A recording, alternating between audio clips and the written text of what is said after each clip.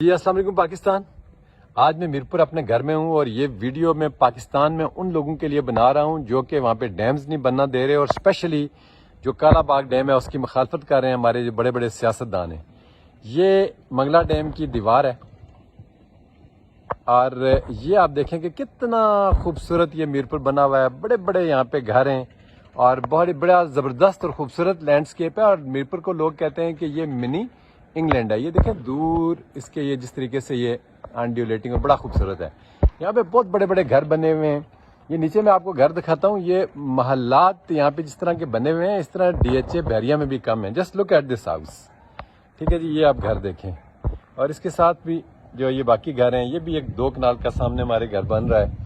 مقصد آپ کو کہنے اور دکھانے کا یہ ہے کہ میرپور کی جو ایک جنریشن ہے انہوں نے قربانی دی تقریباً 50-60 سال پہلے, اور آج 4 جنریشنز جو ہیں ان کی ہیں وہ چوتھی جنریشن ان کی انجوائے کر رہی ہے.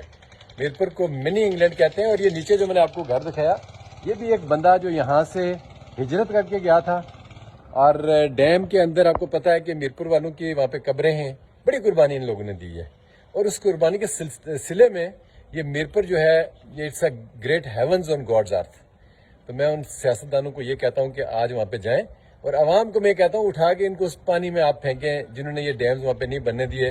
ورنہ آج آپ کی جس طرح یہ نسلیں تباہ ہو رہی ہیں, آپ کی فصلیں تباہ ہو رہی ہیں, یہ صرف اور صرف ان مفاد پرست سیاستدانوں کی وجہ سے ہیں جو کہ ڈیمز کے اوپر سیاست کرتے ہیں اور آپ کے لیے اتنے بڑے مشکلات اور اتنی بڑی پریشانی پیدا کر دیا کہ ابھی آلموسٹ کوئی 60-65% جو پاکستان ہم سمجھتے ہیں کہ وہ تباہ ہو چکا ہے, اس کی فصلیں اور باقی چیزیں.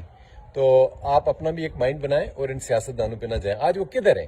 کیوں آپ کو امداد نہیں دے رہے؟ جو بڑے بڑے یہ اسمد یار ولی اور یہ بڑے بڑے جو باتیں کرتے تھے کدھر غائب ہو گئے ہیں آج؟